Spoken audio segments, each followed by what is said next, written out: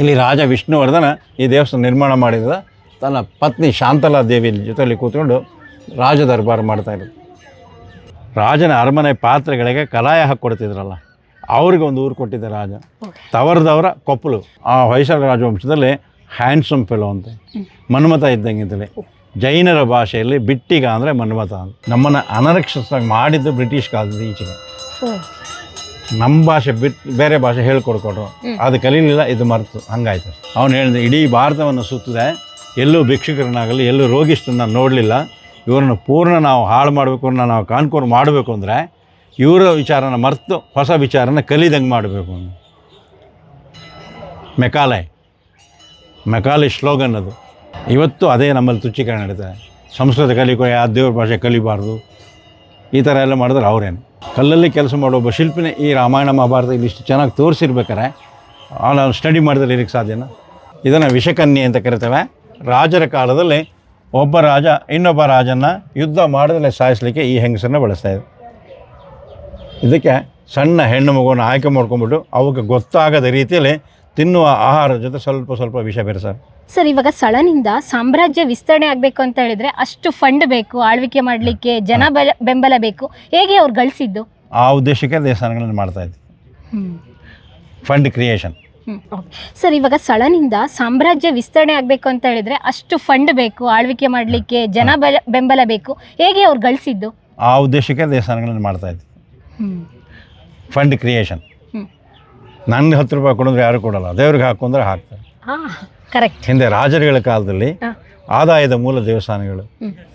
ಜೊತೆಗೆ ಏನು ಮಾಡ್ತಾ ಇದ್ರೆ, ಒಂದು ದೇವಸ್ಥಾನ ನಿರ್ಮಾಣ ಮಾಡಬೇಕಾದ್ರೆ ಆ ಕಲ್ಚರ್ ಎಷ್ಟಿತ್ತು ಅಂತ ಗೊತ್ತಾಗ್ತದೆ. ಆ ಕಲ್ಚರ್ನ ರೀಕ್ರಿಯೇಟ್ ಮಾಡ್ಬೇಕಾದ್ರೆ they cannot put tax directly on the people. ಕೆಲವೊಂದು ಸುಂಕ ತಗೋಬೋದು, ಎಲ್ಲವೂ ತಗೊಳಕ್ಕಾಗ್ತಿರಲಿಲ್ಲ. ಅವಾಗ ಏನು ಮಾಡಿದ್ರು, ದೇವಸ್ಥಾನ ನಿರ್ಮಾಣ ಮಾಡಿ ಏನು ಬೆಳೀತು ದೇವ್ರಿಗೆ ಒಂದು 2 kg ಕೊಡಪ್ಪ ಅಂದರೆ ಎಲ್ಲರೂ ಕೊಡ್ತಾರೆ. ಇವತ್ತು ಕೂಡ ನೀವು ಧರ್ಮಸ್ಥಳಕ್ಕೆ ಹೋದರೆ ಲೋಡ್ಗಟ್ಟಲೆ ತರಕಾರಿ ಬರುತ್ತೆ. ಹೌದು. ಈ ಭಾವನೆ ಹಿಂದಿಂದಲೂ ನಮ್ಮಲ್ಲಿ ಉಳ್ಕೊಂಡಿದ್ದು. ಹಾಗಾಗಿ ದೇವಸ್ಥಾನಗಳನ್ನ ಮಾಡ್ತಾಯಿದ್ರು. ಜೊತೆಗೆ ದೇವಸ್ಥಾನಗಳಿದೆಯಲ್ಲ, ಪ್ರತಿಯೊಂದು ಆಗು ಹೋಗುಗಳ ಕೇಂದ್ರ ಆಗ್ತಾಯಿತ್ತು. ದೇವಸ್ಥಾನದಲ್ಲಿ ಇವತ್ತಿನ ಕೋರ್ಟ್ ಇರಲಿಲ್ಲ, ಹಿಂದೆ ದೇವರ ಪ್ರಮಾಣ ಮಾಡಿಸೋರು, ಅದೇ ಜಡ್ಜ್ಮೆಂಟು. ದೇವರಿಗೆ ನಾಟ್ಯ ಸೇವೆ ಮಾಡ್ತಾಯಿದ್ರು, ಎಂಟರ್ಟೈನ್ಮೆಂಟು, ಅಕ್ಷರಾಭ್ಯಾಸ ಇಲ್ಲಿ ಮಾಡಿಸ್ತಾಯಿದ್ರು, ಎಜುಕೇಷನ್. ಇವಾಗಲೂ ಇದೆ ಅಕ್ಷರಾಭ್ಯಾಸ, ಎಲ್ಲ ಕಡೆ ಇದೆ. ಹಿಂದೆ ಅವೇ ನಡೀತಾ ಇತ್ತು ಇಲ್ಲಿ. ಆ ಉದ್ದೇಶಗಳಿಗೆ ಈ ರೀತಿ ಮಂಟಪಗಳನ್ನು, ಸಣ್ಣ ಹಾಲ್ಗಳನ್ನು, ದೇವಸ್ಥಾನಗಳು ಇಲ್ಲಿ ನೋಡ್ತಾ ಇದೆಯಲ್ಲ, ಪ್ರಜೆಗಳೆಲ್ಲ ಜನಗಳು ಯಾರ್ಯಾರು ಬರ್ತಾ ಇದ್ರು ಅವ್ರಿಗೆಲ್ಲ ಶೆಲ್ಟರ್. ಇವಾಗ ರೂಮ್, ಲಾಡ್ಜ್, ರೆಸ್ಟೋರೆಂಟ್. ವಿಜಯನಗರ ಕಾಲದಲ್ಲಿ ಬಜಾರ್ ಅಂತೇಳಿ ಆಯ್ತು, ಮಾರ್ಕೆಟ್ ಆಯ್ತು. ಇವತ್ತು ನಮಗೆ ಗೆಸ್ಟ್ ಹೌಸ್ ಇದೆ, ಹೋಮ್ ಸ್ಟೇಸ್ ಇದೆ, ಲಾಡ್ಜಸ್ ಇದೆ. ಹಂಗಾಗಿ ಯಾರು ಇಲ್ಲಿ ಬರಲ್ಲ, ಅನುಕೂಲಗಳು ಜಾಸ್ತಿ ಬರ್ತಾಯಿದೆ. ಓಕೆ. ಅವಾಗ ಇದೆಲ್ಲ ಬಜಾರ್ ಆಗಿತ್ತಾ, ಮಾರುಕಟ್ಟೆ ಆಗಿತ್ತಾ? ಬಹುಶಃ ಕಾನ್ಸೆಪ್ಟ್ ಅಷ್ಟೇ ಅದು. ಇಲ್ಲಿ ಬಜಾರ್ ಅಂತ ಹೇಳಲ್ಲ, ಆ ಕಾನ್ಸೆಪ್ಟ್ ಇರ್ಬೋದು. ನಿಮ್ಗೆ ಹಂಪಿಗೆ ಹೋದ್ರೆ ಈ ಮಂಟಪಗಳನ್ನ ಬಜಾರ್ ಅಂತ ಕರೀತಾರೆ. ಇಲ್ಲಿ ಸರ್ ಮಾರುಕಟ್ಟೆ ಇತ್ತು. ಇಲ್ಲಿ ಬೇಲೂರು ಭಾಗದಲ್ಲಿ, ಹಳೆಬೀಡು ಭಾಗದಲ್ಲಿ ಎಲ್ಲಿ ಯಾವ್ಯಾವ ಬೀದಿ ಏನಂತ ಹೆಸರು ಕರೀತಾರೆ? ಇಲ್ಲಿ ದೇವಸ್ಥಾನದ ಉತ್ಸವ ಬೀದಿ ಅಂತ ಇದನ್ನು ಕರಿತೇವೆ. ಆ ಕಡೆ ಅದು ವೈಕುಂಠ ದಾಸರಿಗೊಂದು ಬೀದಿ, ವೈಕುಂಠ ಬೀದಿ ಅಂತ ಕರಿತೇವೆ. ಇಲ್ಲಿ ತಳಗಡೆ ಹೋದ್ರೆ ಗಣಿಕೆಯರ ಬೀದಿ ಅಂತದ್ದು, ಗುಣಿಕೆರೆ ಅಂತಾಗಿದೆ ಇವಾಗ. ಅದಕ್ಕೆ ಈಗ ಹೊಸದಾಗಿ ಹೆಸರಿದೆ ಕನಕದಾಸರ ಬೀದಿ ಅಂತ. ಅಂದರೆ ದೇವಸ್ಥಾನದಲ್ಲಿ ನಾಟ್ಯ ಗಿಟ್ಯ ಎಲ್ಲ ಮಾಡ್ತಾ ಇದ್ರಲ್ಲ, ಗಣಿಕಾಸ್ತ್ರೀಯರು ಅಂತ ಅವ್ರ ಹೆಸರು, ಅವ್ರಿಗೆ ಆ ಜಾಗ ಕೊಟ್ಟಿದ್ದು. ಅದೇ ರೋಡಲ್ಲಿ ಇನ್ನೊಂದಿದೆ, ವಾಲ್ಗದ ಕೇರಿ ಅಂತ ಕರೀತಾರೆ. ದೇವಸ್ಥಾನದಲ್ಲಿ ವಾಲ್ಗ ಹೋದಾರಲ್ಲ, ಅವ್ರಿಗೆ ಕೊಟ್ಟಿದ್ದು ಕ್ವಾರ್ಟರ್ಸ್ ಏರಿಯಾ. ಇದಕ್ಕೆ ಅಲ್ಲಿ ಚೇಂಜ್ ಆಗಿದೆ. ಆ ರೀತಿ ಈ ಊರು ಸುತ್ತಮುತ್ತ ಬೇಗ ಇಲ್ಲಿ ಬರ್ತಾ ಮಲ್ಲಾಪುರ ಅಂತ ಊರಿದೆ. ಇದು ರೆಸ್ಟ್ಲೆಸ್ ಪ್ಲೇಸ್. ಮಲ್ಲ ಇದ್ರು ಕುಸ್ತಿ ಆಡಾರಲ್ಲ, ಅವ್ರಿಗೆ ಬಿಟ್ಟು ಊರು. ಓಕೆ. ಅವ್ರ ಕಸಬು, ಅವರು ಏನು ವೃತ್ತಿ ಇರುತ್ತೆ ಅದ್ರ ಗಣವಾಗಿ ಆ ಬೀದಿಗೆ ಹೆಸರು ಇಡ್ತಾ ಇದ್ರು. ಇದಕ್ಕೆ ಹೆಚ್ಚು ಉದಾಹರಣೆ ನಿಮಗೆ ಹಳೆಬೀಡು ಸುತ್ತಮುತ್ತ ತುಂಬ ಹಳ್ಳಿಗಳಿದೆ. ಆ ಹೆಸರುಗಳಿದೆ. ಪಂಡಿತನ ಹಳ್ಳಿ ಇದೆ ಅಂತ, ಪಂಡಿತರಿಗೆ ಬಿಟ್ಟು ಊರು. ದಾಸರ ಕೊಪ್ಪಳು ಅಂತ ಹಾಸನದ ಹತ್ರ ಕೇಳಿದ್ದೀರಾ ನೀವು? ದಾಸರುಗಳಿಗೆ ಆಗಾಗ್ಬಿಟ್ಟಿದ್ರು. ಅಲ್ಲಿಂದ ಮುಂದಕ್ಕೆ ತವರದವರ ಕೊಪ್ಪಳು ಅಂತಿದೆ, ತರ್ದಾರ್ ಕೊಪ್ಪಳು ಅಂತಾರೆ ಸ್ಪೇಸ್ ಕಡೆಗೆ. ತವರ ಅಂದರೆ ಜಿಂಕ್, ಪಾತ್ರೆಗೆ ಜಿಂಕ್ ಹಾಕ್ತಾಯಿದ್ರು ಹಿಂದೆ, ಕಲಾಯ ಅಂತೇಳಿ. ರಾಜನ ಅರಮನೆ ಪಾತ್ರೆಗಳಿಗೆ ಕಲಾಯ ಹಾಕ್ಕೊಡ್ತಿದ್ರಲ್ಲ, ಅವ್ರಿಗೆ ಒಂದು ಊರು ಕೊಟ್ಟಿದ್ದ ರಾಜ. ತವರದವರ ಕೊಪ್ಪಳು. ಅವ್ರ ವೃತ್ತಿನೇ ಊರಲ್ಲಿರೋರ್ದೆಲ್ಲ ಅದೇ ವೃತ್ತಿ ಅವ್ರಿಗೆ. ಅದು ಹಿಂದೆ ಹೆರಿಡಿಟ್ರಿ ವರ್ಕ್ ಅದು. ಈಗ ನಮಗೇನು ಪೊಲೀಸ್ ಕ್ವಾರ್ಟರ್ಸಲ್ಲಿ SI ಕ್ವಾರ್ಟರ್ಸ್ ಬೇರೆ ಆ ಥರ ಇದೆ. ಅದೇ ರೀತಿ ಹಿಂದೂ ಇತ್ತು. ತಾರತಮ್ಯಗಳು ಎಲ್ಲವಾಗಲೂ ಇರುತ್ತೆ. ನಮ್ಮಲ್ಲಿ ಏನು ಸುಮ್ಮನೆ ಹೇಳ್ತೇವೆ ಜಾತಿ ವ್ಯವಸ್ಥೆ ಜಾಸ್ತಿ ವ್ಯವಸ್ಥೆ ಅಂತಲೇ, ಪ್ರತಿಯೊಬ್ಬರಲ್ಲೂ ಇದೆ. ಯಾವಾಗ ಮನುಷ್ಯ ಇನ್ನೊಬ್ಬಗಿಂತ ನಾನು ಶ್ರೇಷ್ಠ ಅಂತ ಯೋಚನೆ ಮಾಡ್ತಾನೆ, ಆಗ ಆಟೋಮೆಟಿಕ್ಕಾಗಿ ಈ ವ್ಯವಸ್ಥೆ ಬಂದೇ ಬರುತ್ತೆ. ಇವ್ರದ್ದೇನು ವಿಶೇಷ ಸರ್? ಇವ್ರು ಬರ್ತಾ ಇದ್ದಾರಲ್ಲ, ಇದು ಏನೋ ಅವರು ದಾಸಭಕ್ತ ದೇವ್ರ ಒಕ್ಕಲು ಪೂಜೆ ಗೀಜೆ ಪುನಸ್ಕಾರ ಮಾಡ್ಕೆ ಅವ್ರ ಮನೆಗಳಲ್ಲಿ ಏನು ವಿಶೇಷ ಪೂಜೆ ಆದಾಗ ಈ ಥರ ಕಳಶ ತಂದು ಇಲ್ಲಿ ಪೂಜೆ ಮಾಡಿಸ್ಕೊಂಡು ದೇವ್ರ ಆಶೀರ್ವಾದ ತಗೊಂಡು ಹೋಗ್ತಾರೆ. ಈ ದೇವ್ರ ಒಕ್ಕಲು ಇರ್ತಾರಲ್ಲ ಅವ್ರಿಗೆ ಸೇರಿದೆ ದಾಸಪಂತ ಅಂತ ಕರಿತೇವೆ ಅವ್ರನ್ನ. ವಿಶೇಷವಾಗಿ ಜಾತ್ರೆ ಕಳೆದ ಮೇಲೆ ಅಥವಾ ಅವ್ರಿಗೆ ವಿಶೇಷ ದಿನಗಳಿರುತ್ತಲ್ಲ, ಮುಡಿ ಕೊಟ್ಟಿದ್ದಾರೆ ಅವರು ಅಂಥವ್ರು ಬಂದು ಇಲ್ಲಿ ಮಾಡಿದ್ರು. ಈ ಮುಡಿ ಕೊಡೋ ಸಂಪ್ರದಾಯ ಕೂಡ ಅಷ್ಟೇ, ದೇವರಿಗೋಸ್ಕರ ನಾವೇನಾದ್ರು ಕೊಡಬೇಕಲ್ವ, ಹಣ ಕೊಡ್ತೀವ, ವಜ್ರ ಕೊಡ್ತೀವ, ವಡಿ, ಅವೆಲ್ಲ ದೇವರಿಂದ ಬಂದಿರೋದು. ನಮ್ಮಿಂದ ಕ್ರಿಯೇಟ್ ಆಗೋದು ಕೂದಲು, ನಮ್ಮ ಬ್ಯೂಟಿಯ ಸಿಂಬಲ್ ಇದೆ. ನಮ್ಮ ಬ್ಯೂಟಿಯನ್ನು ನಾವು ದೇವರಿಗೆ ಸ್ಯಾಕ್ರಿಫೈಸ್ ಮಾಡಿದ್ದೀವಿ. ಮುಡಿ ಕೊಡೋ ಪದ್ಧತಿ ಬಂದು we are sacrificing our beauty.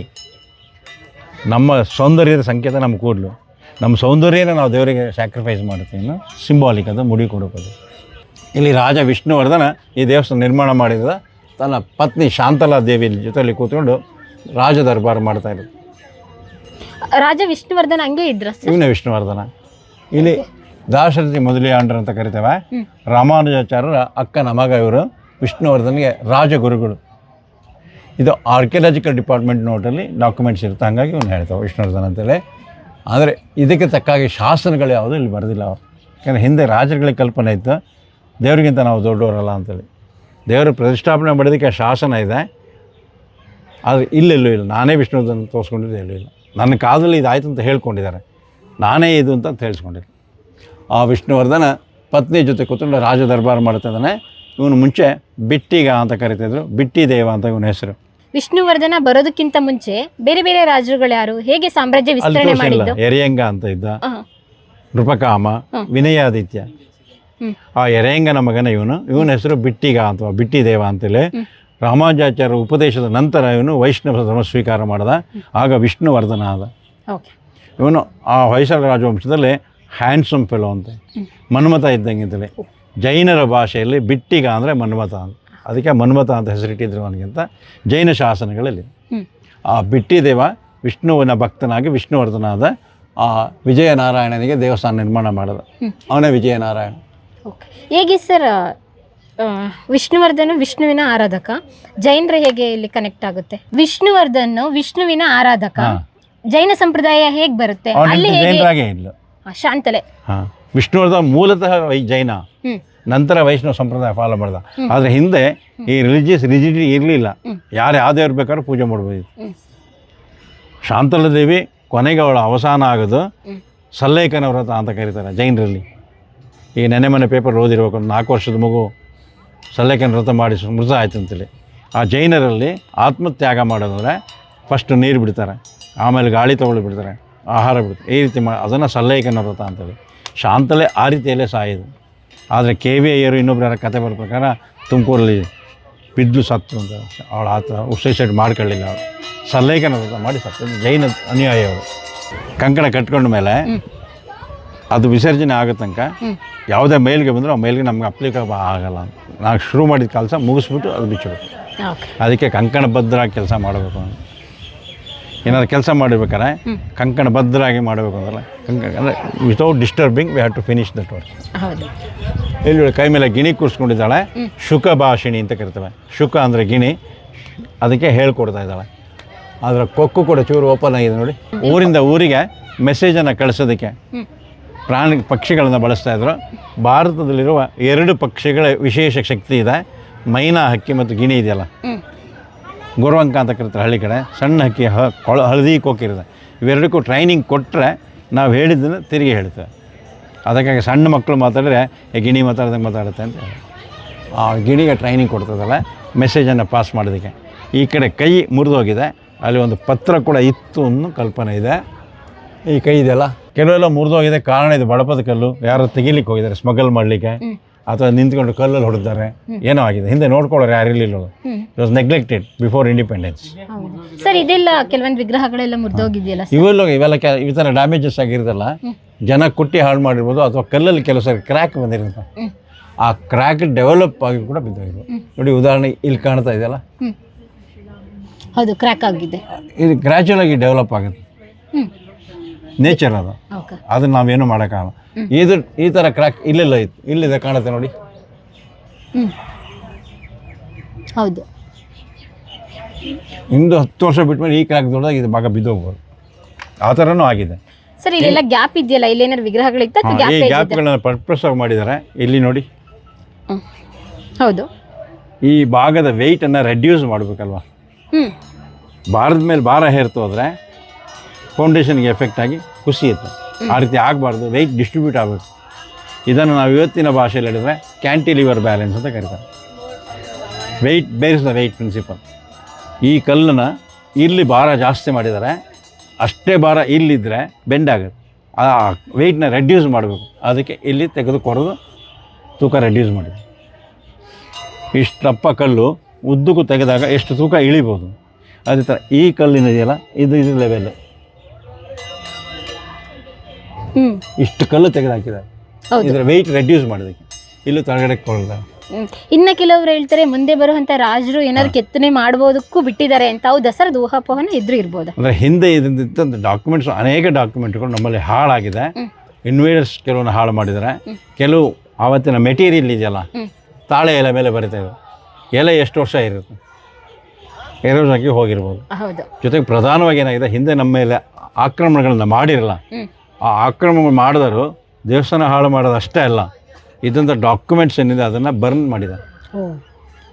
Nalanda ಯೂನಿವರ್ಸಿಟಿಯ ಲೈಬ್ರರಿಗೆ ಬೆಂಕಿ ಹಾಕಿತ್ತಂತೆ, 6 ತಿಂಗಳ ಕಾಲ ಉರಿತಂಥದ್ದು.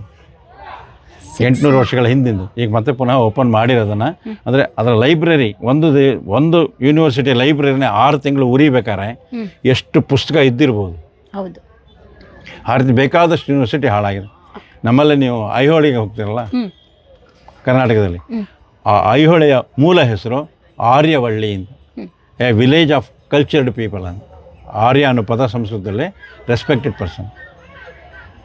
ಅದಕ್ಕೆ ನೀವು ಹಳೆ ಕಾಲದ ಡ್ರಾಮಾ ನೋಡ್ತಿರಲ್ಲ, ಏ ಆರ್ಯ ಅಂತ ಕರಿತೇವೆ. ಆರ್ಯ ಅನ್ನೋ ಪದ ಇದೆಯಲ್ಲ, it is respected word for A cultured person. ಇವತ್ತೇನು ಪ್ರೊಫೆಸರ್, ಸರ್, ಹೈನೆಸ್ ಅಂತೀವಲ್ಲ, ಆ ಥರ. ಇಲ್ಲಿ ಮೇಲ್ಗಡೆ ಭೀಮ ಆನೆ ಒಟ್ಟಿಗೆ ಆಟ ಆಡ್ತಾ ಇದ್ದಾನೆ. ಮಕ್ಕಳು ಬಾಲಲ್ಲಿ ಆಟ ಆಡ್ತಾರಲ್ಲ, ಜಗ್ಲಿಂಗ್, ಅವನಿಗೆ 1000 ಆನೆಯಷ್ಟು ಶಕ್ತಿ ಇತ್ತು ಅಂತೇಳಿ. ಇದು ಭೀಷ್ಮಾಚಾರ್ಯರು ಬಾಣೆಗಳಲ್ಲಿ ಮಲ್ಕೊಂಡು ರೆಸ್ಟ್ ತೊಗೋತಾರೆ. ಉತ್ತರಾಯಣ ಬರೋ ತನಕ ಕಾಯಬೇಕು ಅಂತೇಳಿ. ಉತ್ತರಾಯಣದಲ್ಲಿ ಸತ್ತರೆ ಮೋಕ್ಷ ಸಿಗುತ್ತೆ ಅನ್ನೋ ಕಲ್ಪನೆ ಹಿಂದೆ ಇತ್ತು. ಇದು ಕೃಷ್ಣ ದುರ್ಯೋಧನ ಹತ್ರ ಸಂಧಾನ ಮಾಡೋದಕ್ಕೆ ಬರ್ತಾನೆ. ಪಾಂಡವರಿಗೆ 5 ಹಳ್ಳಿ ಕೊಡು ಅಂತೇಳಿ. ಕೃಷ್ಣನಿಗೆ ರೆಸ್ಪೆಕ್ಟ್ ಕೊಡಲ್ಲ ದುರ್ಯೋಧನ. ಕೃಷ್ಣ ನೆಲವನ್ನು ಅದುಮಿದಾಗ ದುರ್ಯೋಧನ ಸಿಂಹಾಸನದ ಸಮೇತ ಕಾಲಿಗೆ ಬಿದ್ದಾನೆ. ಯಾವುದೇ ಕಥೆನ ಕಂಟಿನ್ಯೂಸ್ ತೋರಿಸಿಲ್ಲ ಇಲ್ಲಿ, ಗ್ಲಿಂಪ್ಸಸ್ ಅಂತ ಕರಿತಾರೆ. ಇವತ್ತು ಮಕ್ಕಳಿಗೆ ನಾವು ಕಾಮಿಕ್ಸ್ ಹೇಳ್ಕೊಡ್ತೀವಲ್ಲ, ಆ ಥರ ಇದು ಕಾಮಿಕ್ಸ್.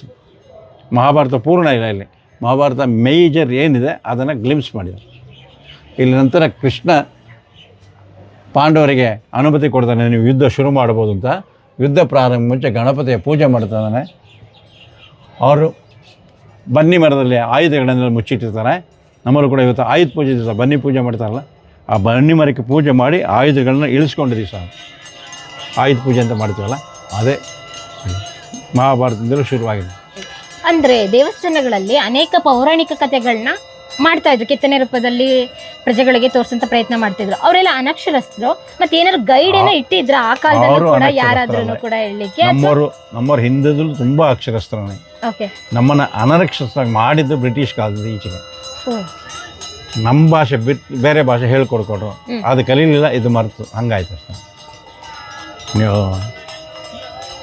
ನಾವು ಇವತ್ತು ಮಾಡರ್ನ್ ಎಜುಕೇಷನ್ ಫಾದರ್ ಅಂತ ಕರಿತೀವಲ್ಲ, ಬ್ರಿಟಿಷ್ ಹತ್ತಿರ ಅವನು ಹೇಳಿದ, ಇಡೀ ಭಾರತವನ್ನು ಸುತ್ತಿದೆ, ಎಲ್ಲೂ ಭಿಕ್ಷುಕರನ್ನಾಗಲಿ ಎಲ್ಲೂ ರೋಗಿಷ್ಠರನ್ನ ನೋಡಲಿಲ್ಲ. ಇವ್ರನ್ನ ಪೂರ್ಣ ನಾವು ಹಾಳು ಮಾಡಬೇಕು, ನಾವು ಕಾನ್ಕೋರ್ ಮಾಡಬೇಕು ಅಂದರೆ ಇವರ ವಿಚಾರನ ಮರೆತು ಹೊಸ ವಿಚಾರನ ಕಲಿದಂಗೆ ಮಾಡಬೇಕು. ಮೆಕಾಲೆ ಸ್ಲೋಗನ್ ಅದು. I roam around India, I never find any beggar or thief. If you want to conquer India, we have to make them, they have to forget their oneness. ಇವತ್ತು ಅದೇ ನಮ್ಮಲ್ಲಿ ತುಚ್ಛೀಕರಣ ನಡೀತಾರೆ. ಸಂಸ್ಕೃತ ಕಲಿಕೋ, ಯಾವ ದೇವ್ರ ಭಾಷೆ ಕಲಿಬಾರ್ದು, ಈ ಥರ ಎಲ್ಲ ಮಾಡಿದ್ರೆ ಅವರೇನು. ನೀವು ಪುರಾಣಗಳನ್ನೇ ತಗೊಳ್ಳಿ, ನಮ್ಮಲ್ಲಿರುವ ಗ್ರೇಟ್ ಸ್ಕಾಲರ್ಸ್ ಯಾರಿದ್ದಾರೆ, ಅವ್ರು ಯಾರು ಕೂಡ ಹೈ ಕ್ಲಾಸಿಂದ ಬಂದಾರಲ್ಲ. ವಾಲ್ಮೀಕಿ ರಾಮಾಯಣ ಬರೆದ, ಅವನೊಬ್ಬ ಬೇಟೆಗಾರ. ಪುರಂದರದಾಸರು ಒಬ್ಬ ವ್ಯಾಪಾರಿ. ಕನಕದಾಸರು ಕುರುಬರು. ರಾಮ ಕ್ಷತ್ರಿಯ, ಕೃಷ್ಣ ಗೊಲ್ಲ, ಆದರೆ ಅವರೆಲ್ಲ ಸ್ಕಾಲರ್. ಕಾರಣ ಅವರಿದ್ದ ಜ್ಞಾನದಿಂದ. ಯಾರು ಕೂಡ ಇಲ್ಲಿಟ್ರೇಟ್ಸ್ ಅಲ್ಲ ಅವರು, ಎಲ್ಲರೂ ಕೂಡ ಅಕ್ಷರಸ್ಥರು. ಕಲ್ಲಲ್ಲಿ ಕೆಲಸ ಮಾಡೋ ಒಬ್ಬ ಶಿಲ್ಪಿನೇ ಈ ರಾಮಾಯಣ ಮಹಾಭಾರತ ಇಲ್ಲಿ ಇಷ್ಟು ಚೆನ್ನಾಗಿ ತೋರಿಸಿರ್ಬೇಕಾರೆ ಅವನು ಸ್ಟಡಿ ಮಾಡಿದ್ರೆ ಇರಕ್ಕೆ ಸಾಧ್ಯನಾ? ಗೊತ್ತಿರಲೇಬೇಕು ಅವನಿಗೆ. ಆದರೆ ಇವನ್ನೆಲ್ಲ ನಮ್ಮ ಮುಘಲರು ಮತ್ತು ಬ್ರಿಟಿಷರ ಆಡಳಿತ ಶುರು ಮಾಡಿದ ಮೇಲೆ ನಮ್ಮನ್ನು ಕೆಲವನ್ನ ಹೈಡ್ ಮಾಡ್ತಾವೆ. ಅಲ್ಲಿ ಹೋಗಬಾರ್ದು, ಇಲ್ಲಿ ಬರಬಾರ್ದು, ಇಲ್ಲಿ ಮಾಡಬಾರ್ದು ಅಂತ ಹೇಳಿ ಶುರು ಮಾಡಿದ್ದು ಇತ್ತೀಚೆಗೆ. ನಮ್ಮಲ್ಲಿ ಅವೆಲ್ಲ ಹಿಂದೆ ಇರಲಿಲ್ಲ. ಈ ಜಾಲಂಧರಗಳು ಅಂತ ಕರಿತೇವೆ, ಈ ಕಿಟಿಕಿಗಳಿದೆಯಲ್ಲ, ಇವು ಕೂಡ ಆನಂತರ ಮಾಡಿ ಸೇರಿಸಿರೋದು. ಈ ವಿಗ್ರಹ ಸೇರಿಸ್ತಾರೆ. ಇದು ಮೂಲ ಕಲ್ಪನೆ. ಇಲ್ಲಿ ಕಾಣ್ತಾ ಇದೆ ನೋಡಿ, ಶಿಲಾಬಾಲಕಿ. ವಿಷ್ಣುವರ್ಧನ ಕಾಲದ ಶಿಲಾಬಾಲಕಿ. ಆ ರೀತಿ ಇದ್ದಿದ್ದು. ಇದು ಎದ್ದು ಕಾಣಲ್ವಲ್ಲ, ಹೌದು, ಅದಕ್ಕೆ ಎಲಾಬರೇಟ್ ಮಾಡಿ ಈ ಥರ ವಿಗ್ರಹಗಳನ್ನು ಆಮೇಲೆ ಸೇರಿಸಿರಿ. ಇಲ್ಲೇ ಕಾಣುತ್ತೆ ನೋಡಿ ಹಿಂದ್ಗಡೆ. ಹೌದು ಹೌದು. ಆಮೇಲೆ ಈ ದೇವಸ್ಥಾನ ಕಟ್ಟಿ ಆದಮೇಲೂ ಕೂಡ ರಾಜರ ಕಾಲದಲ್ಲಿ ಅಥವಾ ಪಾಳೆಗಾರ ಕಾಲದಲ್ಲಿ, ಅವತ್ತಿನ ಶ್ರೀಮಂತರ ಕಾಲದಲ್ಲಿ ದೇವಸ್ಥಾನಗಳನ್ನು ಕೂಡ ಬಳಸಿದ್ದಾರೆ. ಇಲ್ಲಿ ಯಾರೋ ಒಬ್ಬ ಈ ದೇವಸ್ಥಾನದ ಪೂಜೆ ಪುನಸ್ಕಾರಕ್ಕೆ ದಾನ ಕೊಟ್ಟವನು ಬರೆದಿರೋದು, ವರಮಗನಾರ ಸ್ವಾಮಿಯ ಪಾದ ಸೇವೆಯ ಮಾಡಿಸಿದ ಅದು ಇನ್ ಕಂಟಿನ್ಯೂ. ಈ ಗ್ಯಾಪ್ ಇಲ್ಲಿ ಕಾಣ್ತದಲ್ಲ, ಈ ಥರ ವಿಗ್ರಹ ಇಲ್ಲಿ ಗ್ಯಾಪ್ ಎಲ್ಲ ನೋಡ್ತಾ ಇದೀವಲ್ಲ ಇಲ್ಲಿ. ಓಕೆ, ಆ ವಿಗ್ರಹನ ಪ್ರೆಸ್ ಮಾಡಿ ಲಿಫ್ಟ್ ಮಾಡಿ ಹೇಳ್ಕೊಂಡ್ರೆ ಬರುತ್ತೆ. ಕ್ಲಾಂಪಿಂಗ್ ಅಲ್ಲಿ ತೋರಿಸ್ತೀನಿ ತಾಳವ್ರ ಈ ಕಡೆ ಬನ್ನಿ. ಈ ಪ್ರತಿಯೊಂದು ವಿಗ್ರಹಗಳಿಗೆ ನೀವು ಆ ಸಂದಿಲ್ ನೋಡಿದ್ರೆ ಕ್ಲಾಂಪ್ ಕಾಣುತ್ತೆ.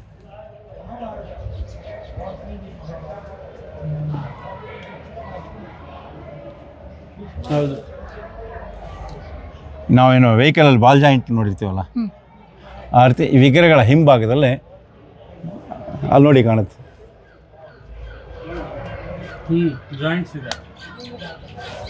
ಆ ತಲೆ ಹಿಂಭಾಗದಲ್ಲಿ ಒಂದು ಗುಂಟು ಈ ಥರ ಗೂಟ ಬಿಟ್ಟಿರ್ತಾನೆ, ಅದು ಒಳಗೆ ಸೇರಿಕೊಳ್ಳುತ್ತೆ. Clamping system. ಇದನ್ನು ವಿಷಕನ್ಯೆ ಅಂತ ಕರಿತೇವೆ. ರಾಜರ ಕಾಲದಲ್ಲಿ ಒಬ್ಬ ರಾಜ ಇನ್ನೊಬ್ಬ ರಾಜನ್ನು ಯುದ್ಧ ಮಾಡದಲ್ಲೇ ಸಾಯಿಸಲಿಕ್ಕೆ ಈ ಹೆಂಗಸನ್ನು ಬಳಸ್ತಾಯಿದ್ರು. ಇದಕ್ಕೆ ಸಣ್ಣ ಹೆಣ್ಣು ಮಗುವನ್ನು ಆಯ್ಕೆ ಮಾಡ್ಕೊಂಡ್ಬಿಟ್ಟು ಅವಕ್ಕೆ ಗೊತ್ತಾಗದ ರೀತಿಯಲ್ಲಿ ತಿನ್ನುವ ಆಹಾರದ ಜೊತೆ ಸ್ವಲ್ಪ ಸ್ವಲ್ಪ ವಿಷ ಬೆರೆಸಾರೆ.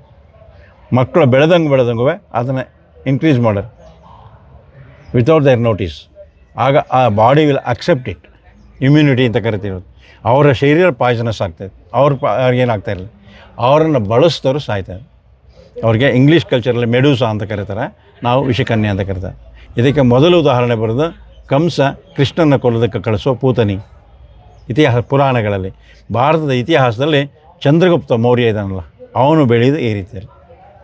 ಚಾಣಕ್ಯ ಅವನು ಬೆಳೆಸ್ಬೇಕಾದ್ರೆ ಅವನ ಆಹಾರ ಜೊತೆ ಸ್ವಲ್ಪ ಸ್ವಲ್ಪ ವಿಷ ಬೆರೆಸಿ ಕೊಡ್ತಾರೆ. ಹೌದು, ಚಾಣಕ್ಯ ಸಿನಿಮಾ ಮತ್ತೆ ಸೀರಿಯಲಲ್ಲೂ ಕೂಡ ಅದನ್ನು ತೋರಿಸಿದ್ದಾರೆ. ಚಾಣಕ್ಯ ನೀತಿ ಆಗ್ನಿಂದಲೂ ಇದೆ, ಅದನ್ನೆಲ್ಲ ಇಲ್ಲಿ ನಮ್ಮಲ್ಲಿ ಅಡಾಪ್ಟ್ ಮಾಡಿ ತೋರಿಸಿ. ಜಡೆಯನ್ನು ಹಿಡ್ಕೊಂಡು ಹಿಂಡ್ಕೋತಾ ಇದ್ದಾರೆ ಮೇಲೆ ಮೇಲೆ ಮೇಲೆ ಮೇಲೆ ಕಂಬದ ಮೇಲೆ. ಹೌದು, ಅವಳ ಜಡೆಯನ್ನು ಹಿಂಡ್ಕೊಂಡಾಗ ನೀರಿನ ಹನಿ ಬಂದು ತುದಿಯಲ್ಲಿ ಕಲೆಕ್ಟ್ ಆಗುತ್ತಲ್ಲ, ವಾಟರ್ ಬಬಲ್. ಓಕೆ, ಆ ವಾಟರ್ ಬಬಲ್ ಕಲೆಕ್ಟ್ ಆಗ್ತದೆ. ಅಂದರೆ ಡೇ ಟು ಡೇ ಲೈಫ್ ಕೂಡ ತೋರಿಸ್ತಾರೆ. ಬರೀ ಶಿಲಾಬಾಲಿಕೆ ಅಲ್ಲ, ಇದು ನಮ್ಮ ಜೀವನದ ಚಟುವಟಿಕೆ. ಸ್ನಾನ ಆದಮೇಲೆ ನೀವು ಕೂದಲು ಹಿಂಡ್ಕೋತಿರಲ್ಲ, ಅದು ಒಂದೊಂದು ಅದ್ಭುತ ಅಲ್ಲ ಸರ್. ಒಂದು ನೋಡಿದ್ರೆ ಇನ್ನೊಂದು ಒಂದಕ್ಕಿಂತ ವಿಶೇಷವಾಗಿ ಬೇಕಾದಷ್ಟು ನಮ್ಮಲ್ಲಿ. ಇಲ್ಲಿ ಕಾಳಿಯ ಮರ್ದನ ಅಂತ ಕರೀತಾರೆ. ಕೃಷ್ಣ ಕಾಳಿಂಗ ಸರ್ಪದ ಮೇಲೆ ನಾಟ್ಯ ಮಾಡ್ತಾನಲ್ಲ ಯಮುನಾ ನದಿಯಲ್ಲಿ. ಇಲ್ಲಿ ಅಷ್ಟದಿಕ್ಪಾಲಕರು, 8 ದಿಕ್ಕಿನ ದೇವತೆಗಳಿರ್ತಾರಲ್ಲ, ಇಂದ್ರ, ಅಗ್ನಿ, ಯಮ, ನೈಋತ್ಯ, ವರುಣ, ವಾಯು, ಕುಬೇರ. ಇಲ್ಲಿ ವಿಷ್ಣು ವಾಮನ ಅವತಾರದಲ್ಲಿ ಬರ್ತಾನೆ. ಬಲಿಚಕ್ರವರ್ತಿಯಿಂದ 3 ಹೆಜ್ಜೆ ಭೂಮಿ ಇಸ್ಕೊಳ್ತಾ ಇದ್ದಾನೆ, ಕಾಣುತ್ತಲ್ಲ. ನಂತರ ಎತ್ತರವಾಗಿ ಬೆಳೆದ್ಬಿಟ್ಟು 1 ಹೆಜ್ಜೆಯನ್ನು ಭೂಮಿಗೆ, 1 ಹೆಜ್ಜೆಯನ್ನು ಆಕಾಶಕ್ಕೆ ಇಟ್ಟಿದ್ದಾನೆ. ಆಗ ಬ್ರಹ್ಮ ವಿಷ್ಣುವಿಗೆ ಮರ್ಯಾದೆ ಕೊಡಲಿಕ್ಕೆ ನೀರು ಹಾಕಿ ತೊಳಿತಾನೆ. ಅದೇ ಯಮುನಾ ನದಿಯ ಆರಿಜಿನ್ ಅಂತ ಕರೀತಾರೆ.